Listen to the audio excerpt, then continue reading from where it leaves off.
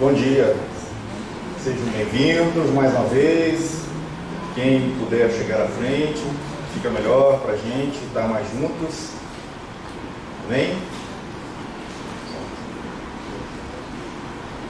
Como dito na semana passada, reta final já do nosso panorama bíblico. Hoje nós vamos falar sobre as cartas de 1ª e 2ª Pedro. Na próxima aula, 1ª, 2ª, 3ª João. E por fim, no dia 24, Apocalipse.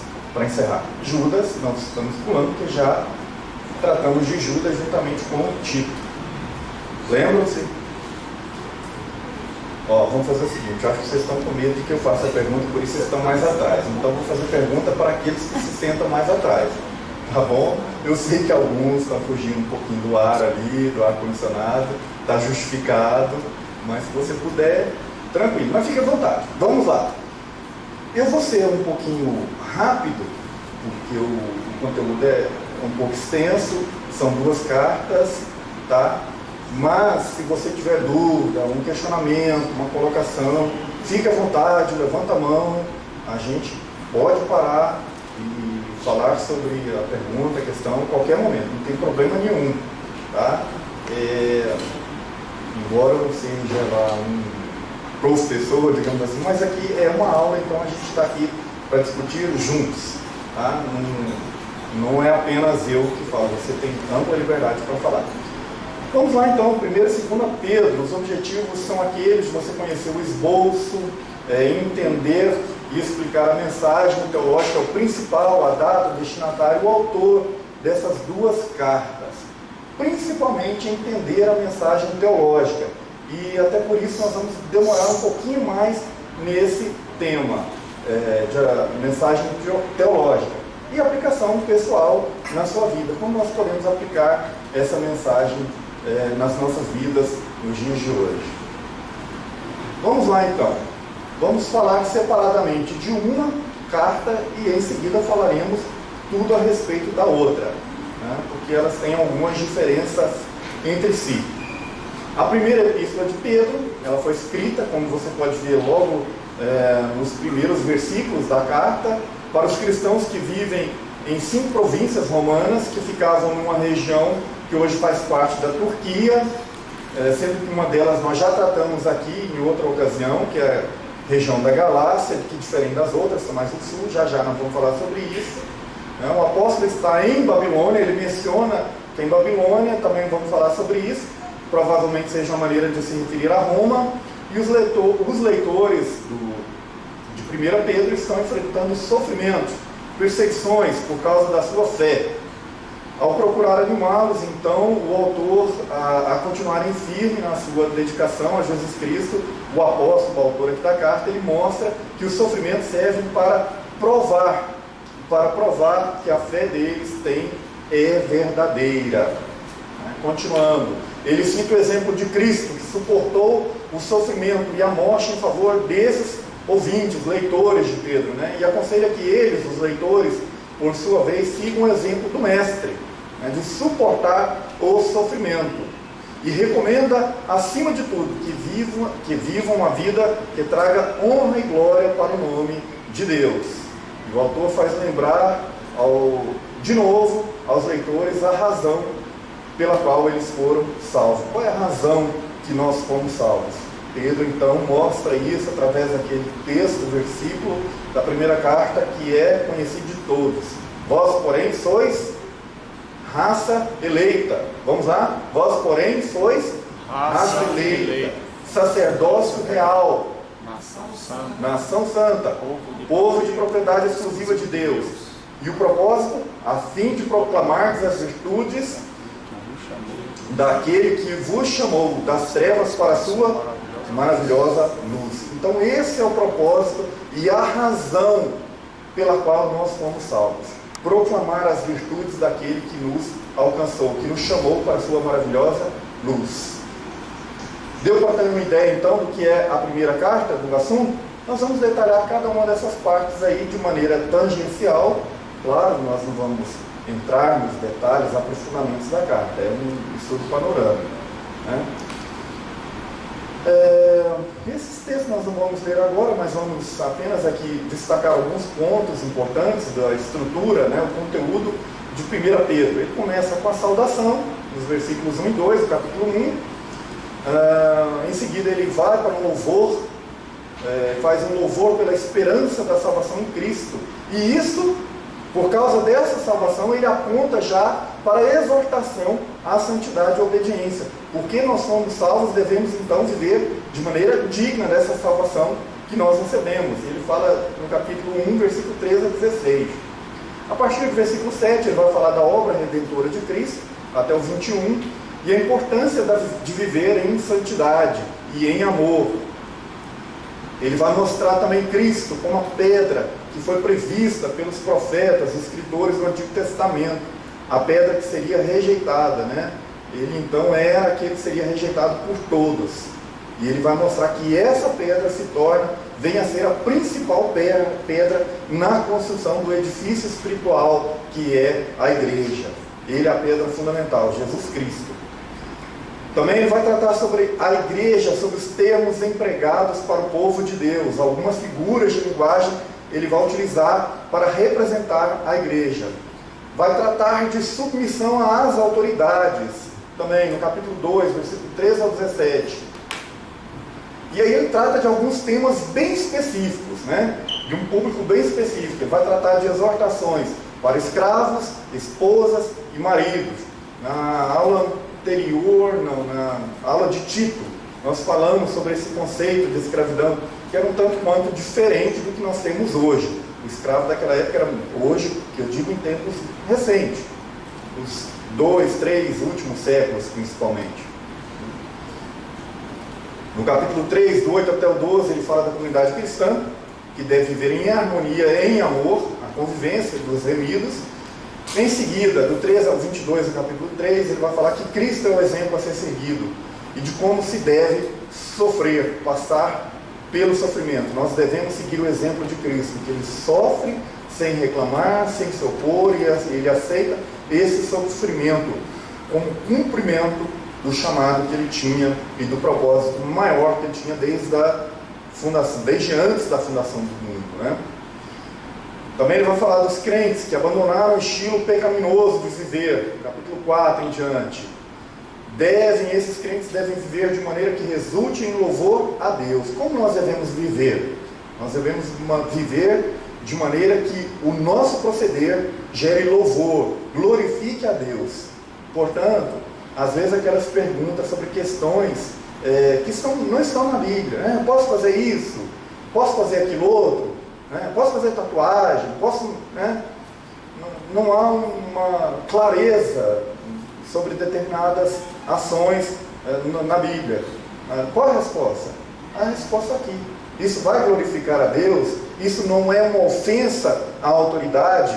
Isso não é um modo de se tornar diferente, ou até mesmo igual, né? Porque às vezes, principalmente jovens, né? Quer fazer alguma coisa, quer pintar o cabelo de azul, né? Eu gostaria de ter cabelo, outros querem pintar o cabelo, né? A pergunta é, isso não é para ofender alguém? Por exemplo, tem muita gente, eu quero impactar, né?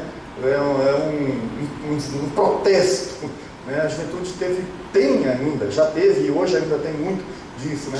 A resposta é simples. Isso glorifica a Deus, isso não vai trazer prejuízo, né? Outra questão, ele vai falar de autoridade também. Seu pai e sua mãe concordam com isso? O seu pastor está de acordo com isso? Se não, então descarte essa hipótese logo de início, né? E por aí vai.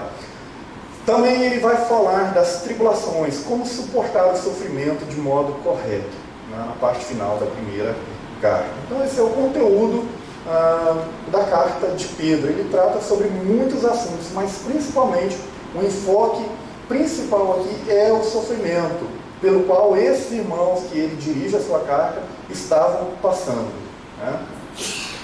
E aí ele trata já na parte final de exortação aos presbíteros, né? Fala aos jovens, ele fala a todos, daí ele vem com a doxologia, né? Que é o ápice da carta ali, onde ele vai à exaltação ao Senhor, à glória, né? E a conclusão da carta, da epístola. Vamos lá. Quem é o autor de 1 Pedro? Primeira pergunta. Hã? Pedro. Vocês estão bem acertados. A pergunta que se faz é: há algum problema, algum questionamento quanto à autoria do nosso irmão, apóstolo, discípulo do Senhor Jesus, do apóstolo Simão Pedro, ou Simeão Pedro, como é mencionado algumas vezes, em alguns trechos na Bíblia? Sim, há alguns questionamentos, mas nenhum seriamente é considerado. Pedro é identificado como autor, logo no capítulo 1, nós já lemos na abertura da carta ali, ele se identificando, Pedro, apóstolo de Jesus Cristo. O autor é um presbítero. Quem pode ler aí para a gente? Eu não anotei a referência, mas está no capítulo 5, vamos achar agora. Quem achar esse texto aí pode ler? Salvo engano, é 5:11.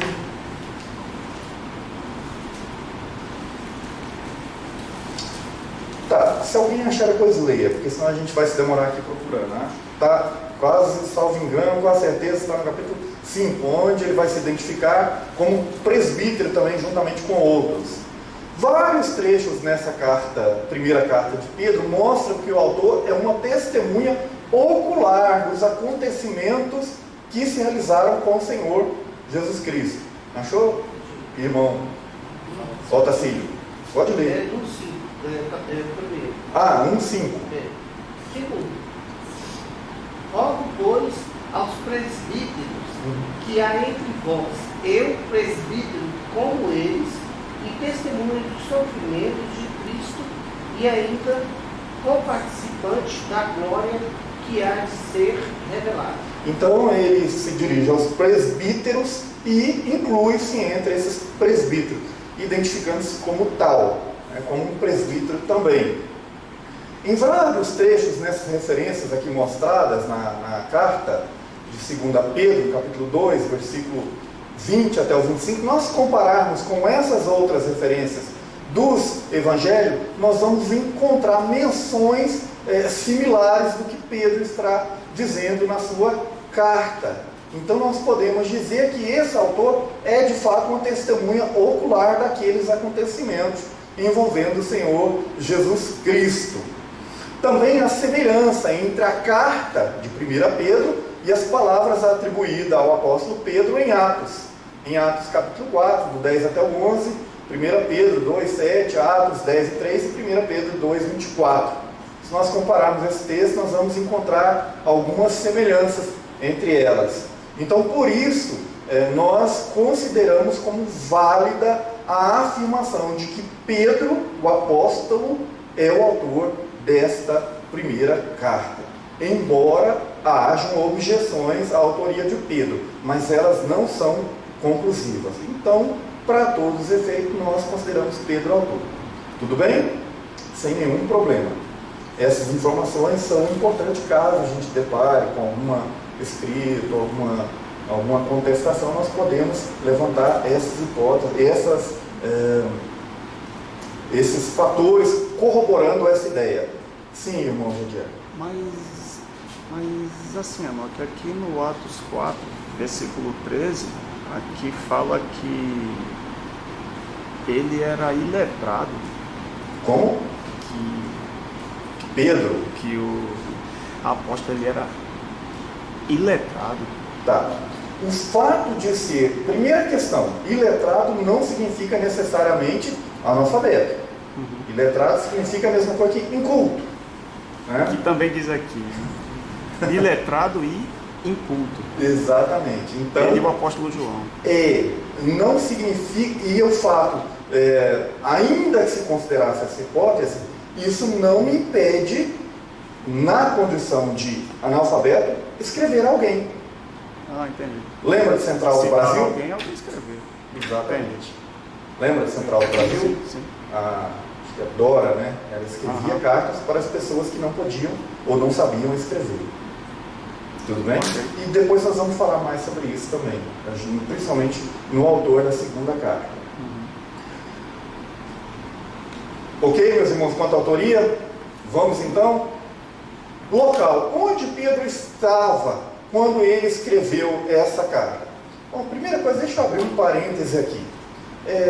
Quando a gente estuda o panorama bíblico, alguém pode se perguntar, tem tanta coisa importante para a gente aprender, tantos temas importantes, por que a gente gasta o tempo, não vou falar perde, mas utiliza o tempo tratando de panorama, sobre autor, sobre local de origem, para quem escreveu? Você já parou para perceber qual a importância da gente saber disso? Você já se perguntou? Alguém já se fez essa pergunta? Seja sincero, não tem problema. Passei a fazer depois aqui, porque você lê, há a possibilidade de você não viajar fora daquele contexto ali. Tá. Às vezes você lia, aí caramba, isso é isso, tirava da sua mente. Quando você sabe essas situações, você vê que às vezes não tem nada a ver. Facilita o entendimento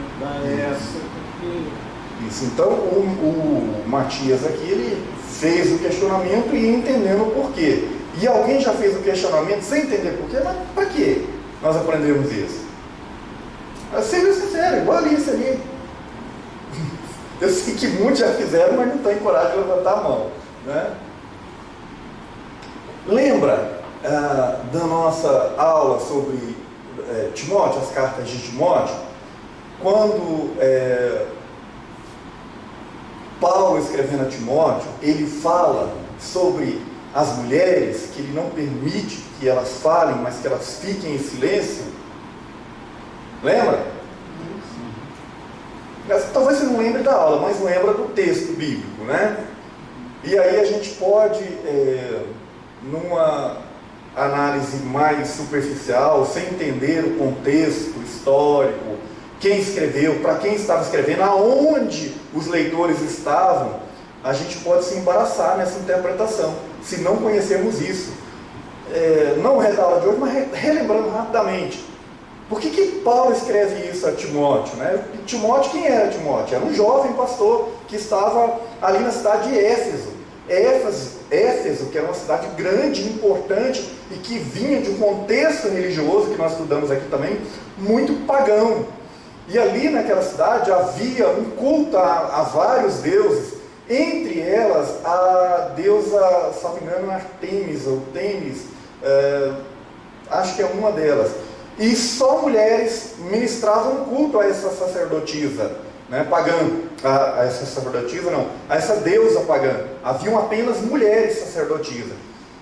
Calcula-se que havia naquela cidade mais ou menos 1000 sacerdotisas cultuais que ofereciam culto. E elas faziam tudo. Os homens naquela cidade tratavam de negócios, de política, de trabalho, de outros assuntos relacionados a homens, conversa de homens. Religião era com as mulheres. Quando o evangelho chega na cidade de Éfeso, muitas pessoas se convertem. Entre esses convertidos, estas mulheres, que eram sacerdotisas, e homens também que só tratavam de assunto de homens. E quando eles chegam na igreja cristã, o que eles fazem? Os homens se sentam, continuam tratando de assunto de homens, não fazem nada, ficam sentadinhas no seu banco, e as mulheres, que já eram acostumadas a exercer o trabalho religioso, começam a assumir o papel dos homens. Então Paulo tem que dar uma chamada. Em quem? Nas mulheres? Não, nos homens. Embora ele fale de mulher, mas a chamada era dos homens, que não estavam fazendo o que deviam fazer. E as mulheres, porque não via ninguém fazendo, acabaram assumindo esse papel, porque já eram acostumadas a fazer. Então, quando nós entendemos e conhecemos este contexto, fica muito mais fácil para você entender por que é dito algumas coisas. Por que Paulo não fala disso para as outras igrejas a quem ele escreve? Porque era um problema local, na cidade de Éfeso. Entenderam a importância de se entender, aqui no exemplo concreto, no caso concreto, de conhecer o contexto, a autoria, de onde estava, para quem escreve, aonde estavam os leitores? Bom, voltando então à nossa carta de 1 Pedro.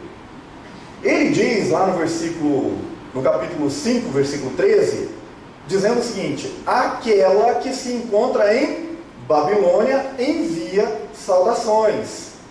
Quando ele diz que aquela que se encontra em Babilônia, referindo-se que quem está dizendo, ou alguém que está com ele, está dizendo está em Babilônia, escreve então, envia saudações, parece indicar que ele está na cidade de Babilônia, ou na região de Babilônia, mas na verdade Babilônia estava em franco declínio, praticamente não era cogitado, não era um lugar hipotético ou possível que Pedro estivesse, ou alguém com quem estivesse com ele, pudesse estar em Babilônia. Então aqui Babilônia muito provavelmente se refere a Roma. Por quê? Porque Babilônia era a maneira simbólica de se referir a Roma, por causa do orgulho que havia em Roma, o falso, a soberba ali, a imoralidade, a impiedade de Roma. Nós podemos ver essa ligação, essa comparação entre os dois lugares em Apocalipse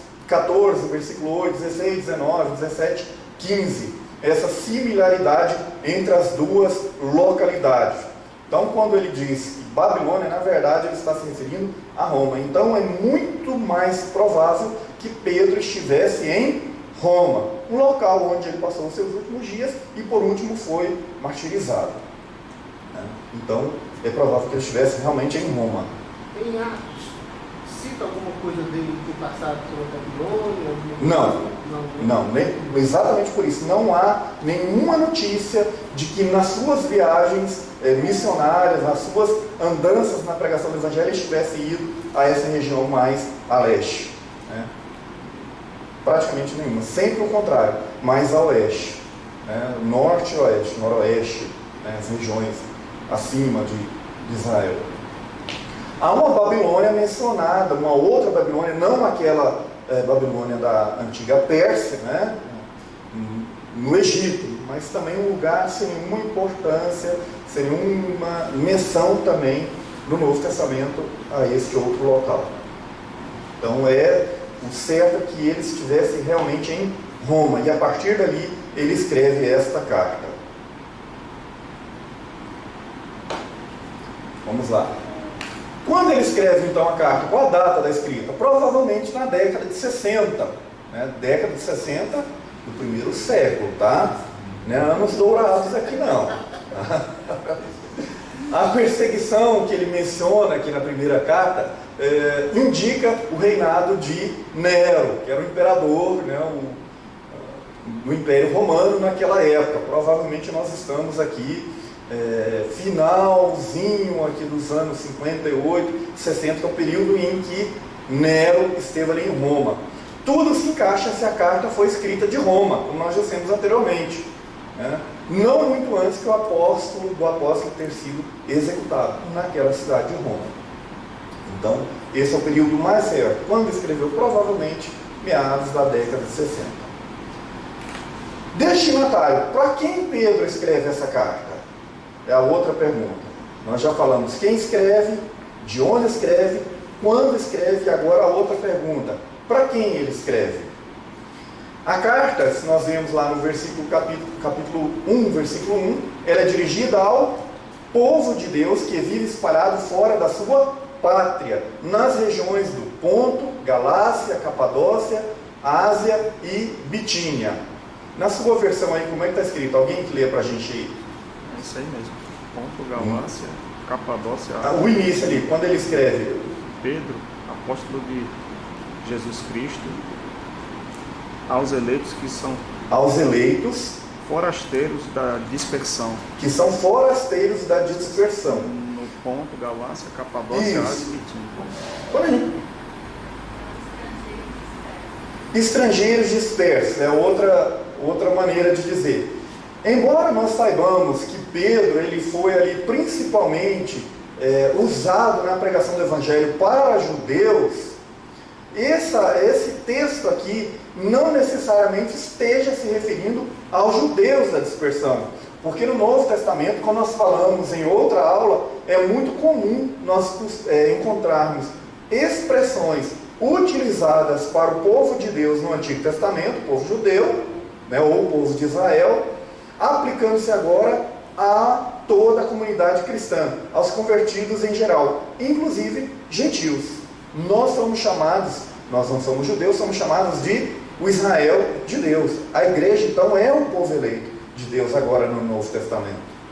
Então, é possível que Pedro não esteja, aliás, é mais possível que Pedro não esteja se referindo exclusivamente a judeus, até mesmo por conta da localização deles nessa região, que hoje é a atual Turquia.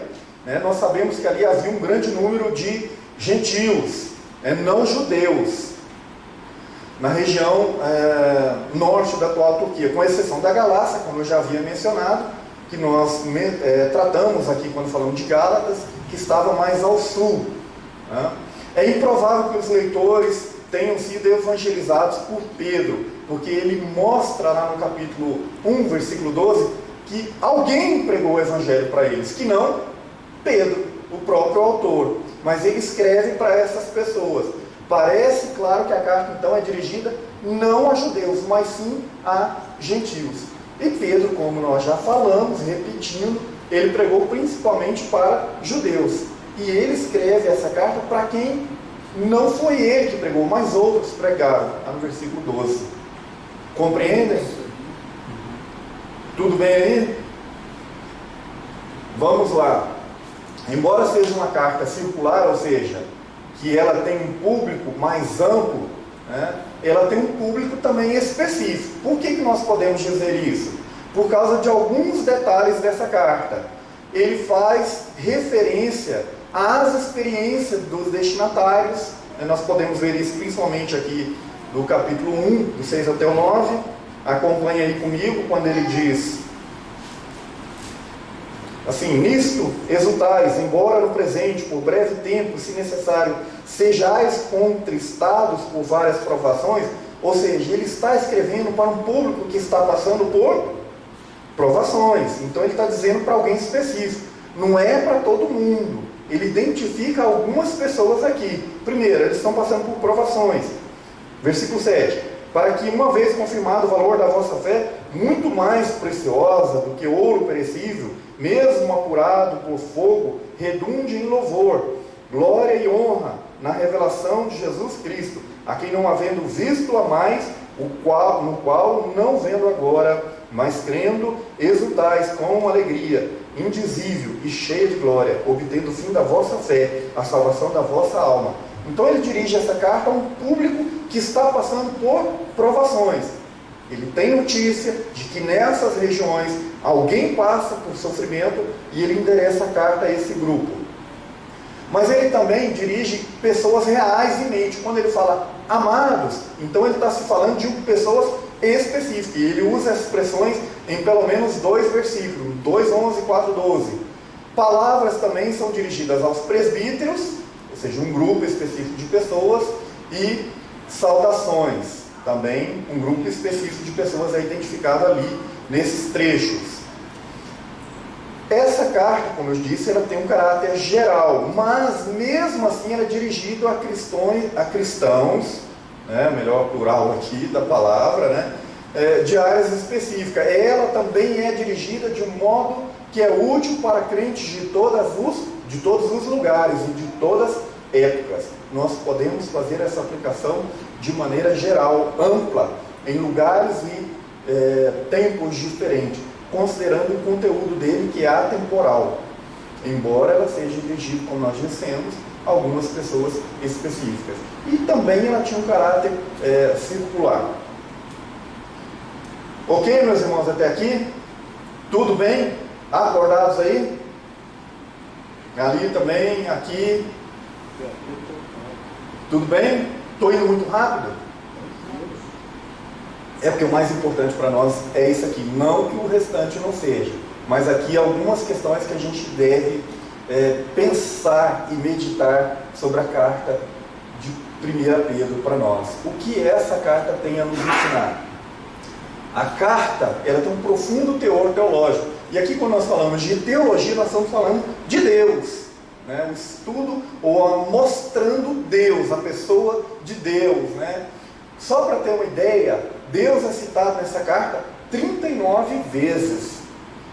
Eu acho que é o segundo livro do Novo Testamento que mais cita Deus.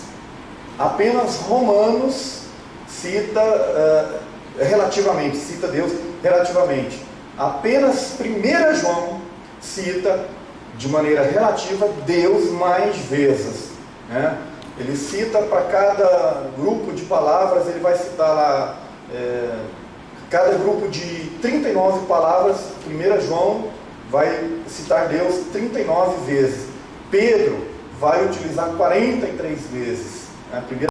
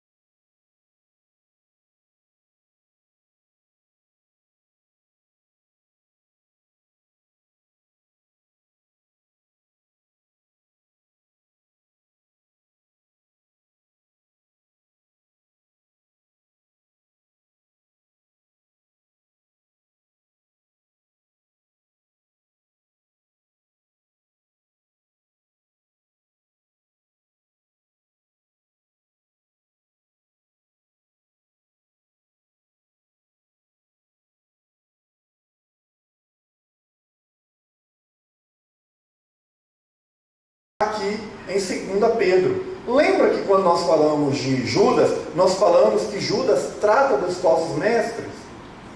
Lembram? Não é possível que vocês já esqueceram, irmãos. Tem poucos dias, poucas semanas, nós falamos sobre Judas. E Pedro vai utilizar praticamente os mesmos versículos, né? Já já nós vamos falar mais sobre isso. Tudo isso faz alguns estudiosos questionarem a autoria de Pedro. No entanto, não há nenhum argumento conclusivo que até hoje foi apresentado para negar que a carta foi redigida pelo autor que ela menciona. Porque ela menciona que o autor da 2ª carta, ali no primeiro versículo, vamos ler esse primeiro versículo de 2 Pedro, o que ele diz aí? Simão Pedro, servo e apóstolo de Jesus Cristo, aos que conosco obtiveram fé igualmente preciosa na justiça do nosso Deus e Salvador Jesus Cristo.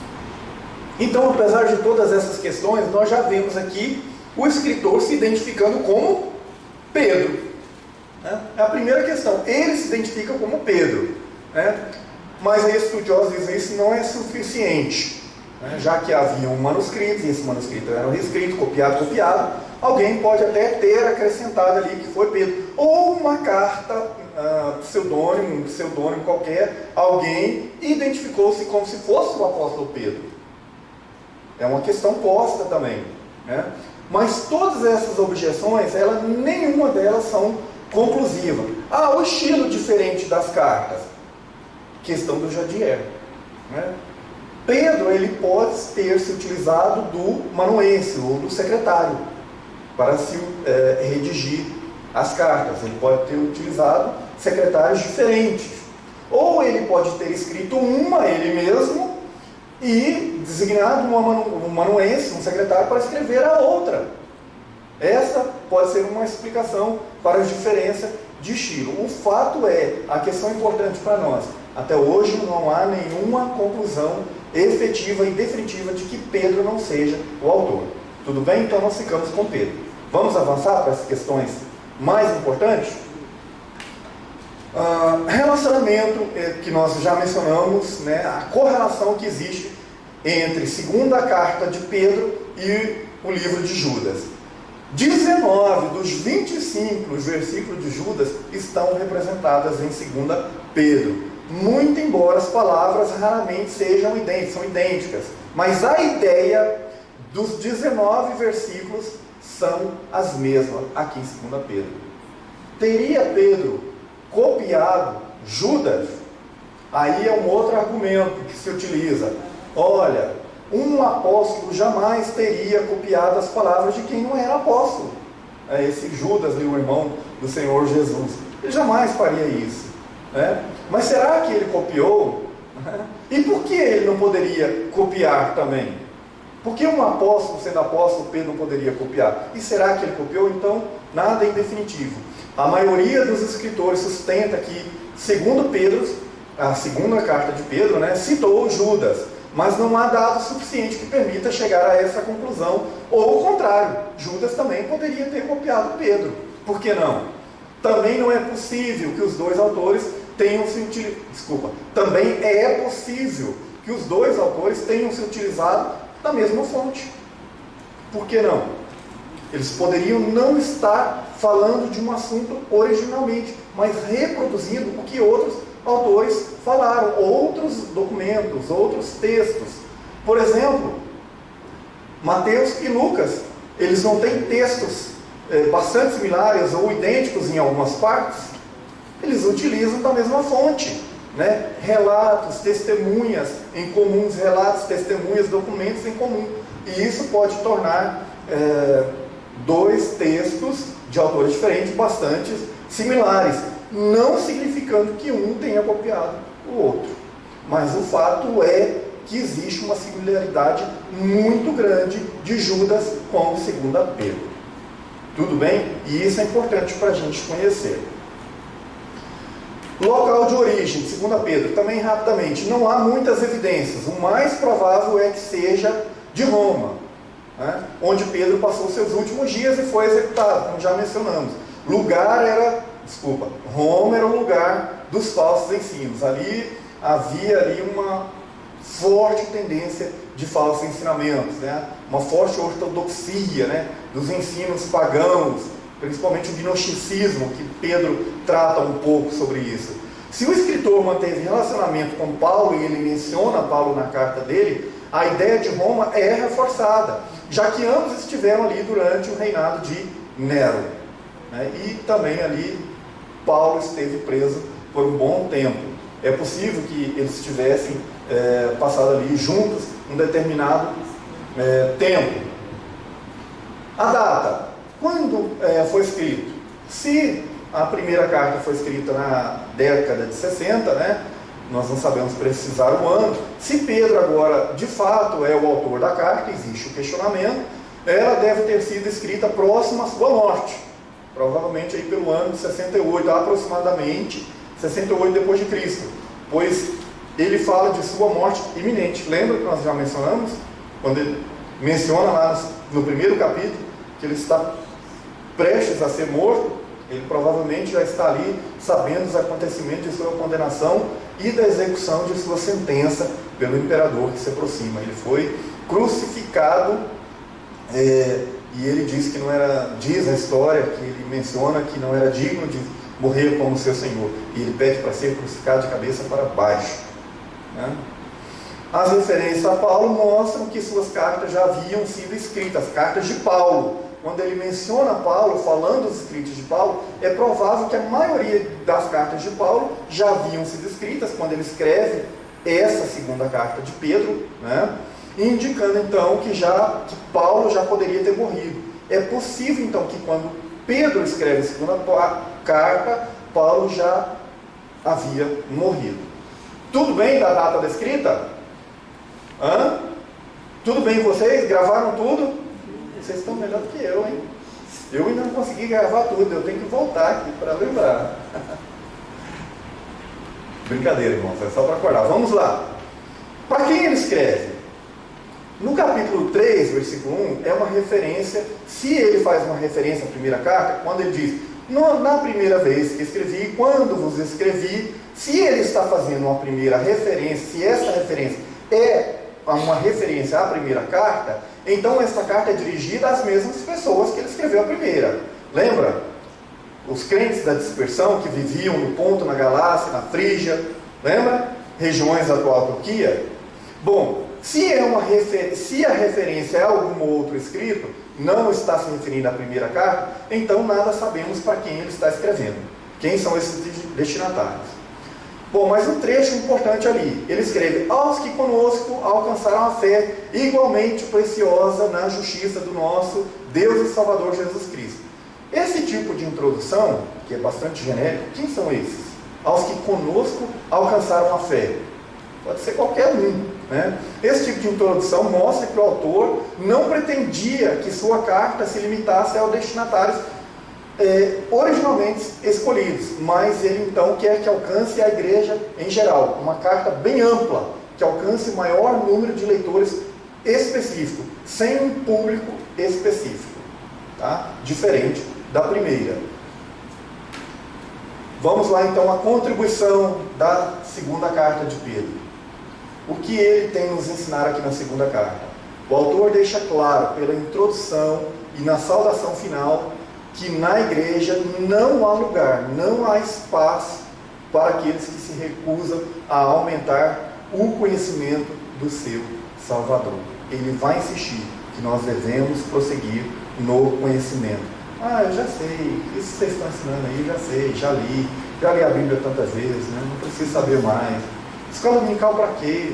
Estudo bíblico para quê? Ele deixa claro, não há espaço na igreja para quem não quer conhecer o Senhor. Será que ainda existe coisa para a gente conhecer do Senhor? Um Deus infinito? Não há dúvidas, né? Os cristãos devem ainda acrescentar esse conhecimento à bondade, né? A prática da vida cristã não se limita ao mero conhecimento, tem que vir acompanhada de bondade, de práticas de piedade, a dedicação à oração, ao jejum, à prática de esmolas, ali muito característica de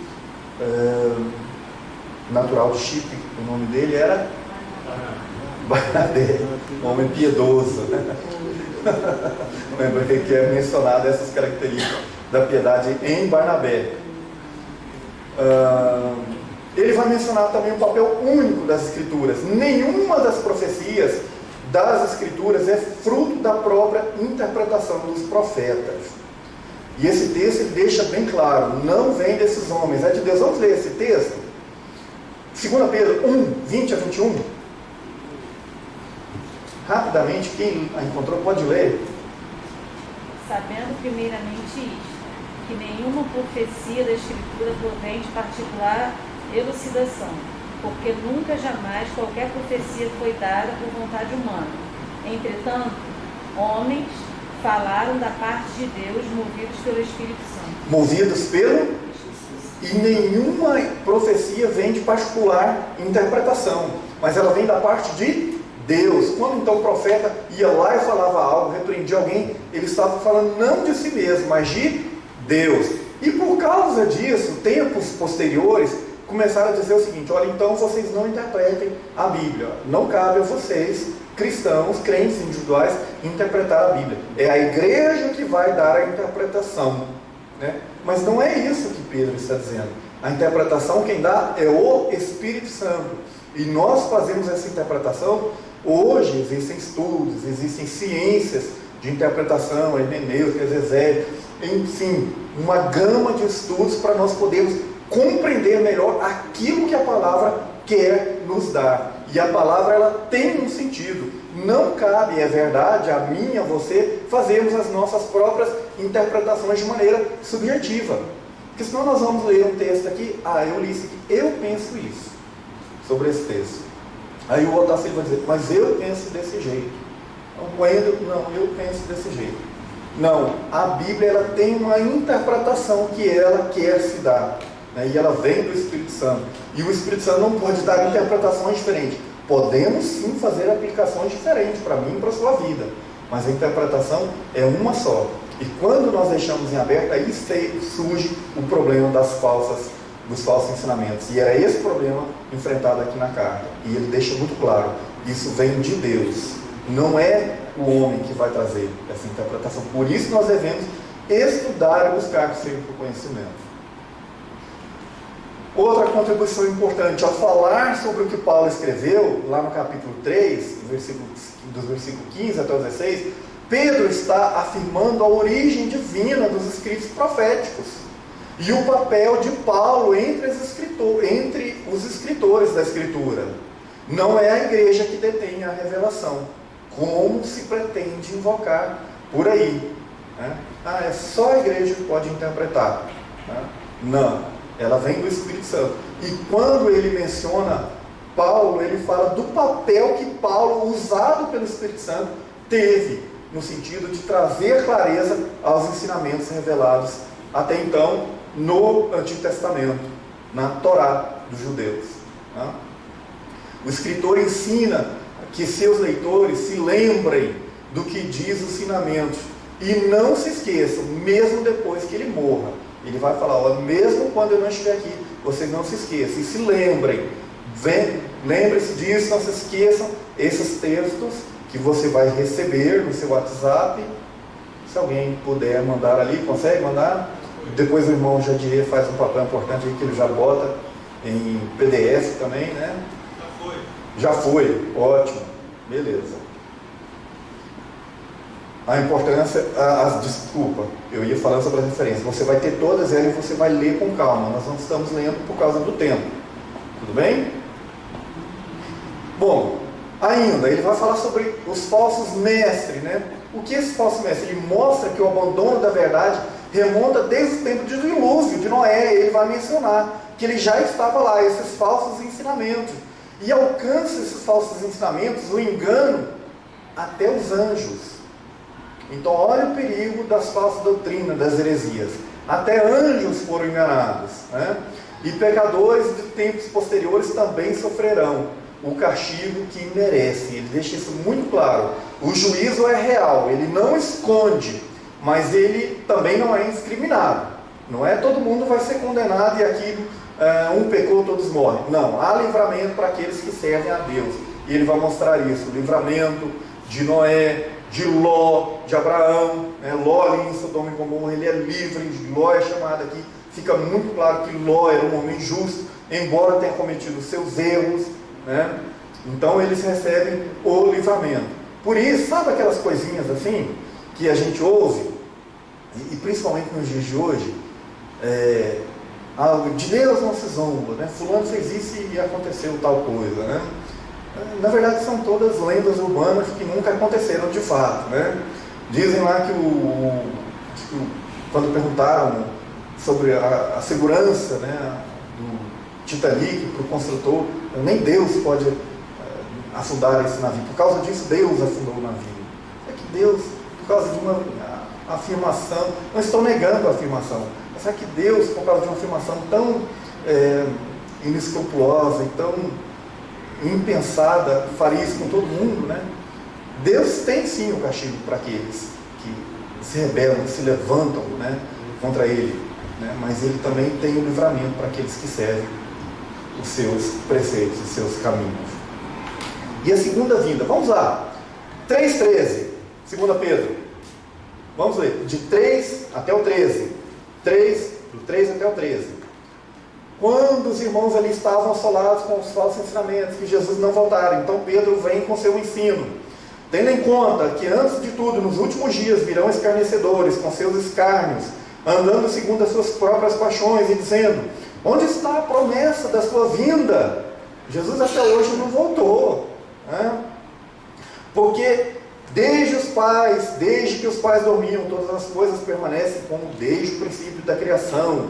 Porque deliberadamente esquece que de longo tempo houve céus, bem como terra, a qual surgiu da água, e através da água pela palavra de Deus, pela qual veio crescer o mundo daquele tempo, afogado em água. Ora, os céus que agora existem e a terra pela mesma palavra têm sido entesourados para o fogo, estando reservados para o dia do juízo e destruição dos homens ímpios. Há, todavia, uma coisa, amados, que não deveis esquecer, que para o Senhor um dia é como 1000 anos, e 1000 anos como um dia. Não retarda o Senhor a sua promessa, como alguns julgam demorada.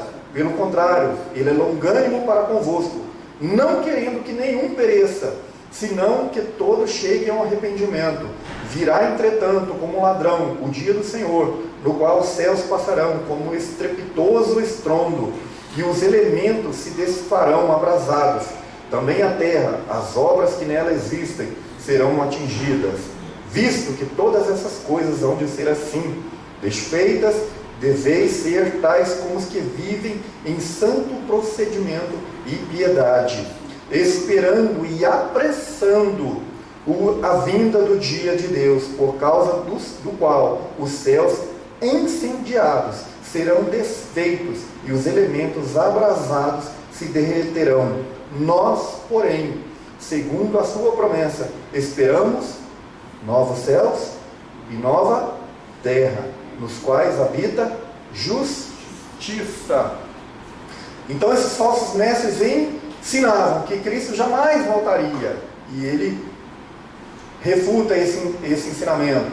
Ele vai claramente dizer que isso está errado. Os propósitos de Deus serão infalivelmente atingidos no tempo certo de Deus. Não se engane, Ele voltará, e tudo que vocês estão pensando que agora existe, é bonito e é precioso, será desfeito. Ele diz que os céus e terra são entesourados pelo fogo, né? Mas vós, vivendo de um modo piedoso, apressando a volta do seu Senhor. Quantos de nós querem que Ele volte rápido? E quantas às vezes, puxa, pode demorar um pouquinho, eu quero casar, eu quero fazer isso, quero construir, quero passar no concurso, quero aquilo outro. Como se isso que nós vivemos neste mundo, essas coisas fugazes, passageiras, efêmeras, tivesse algum valor. Nós não temos noção do que Deus tem preparado para nós. Por isso, às vezes, nós nos pegamos pensando assim. Ou só eu que já me peguei pensando assim?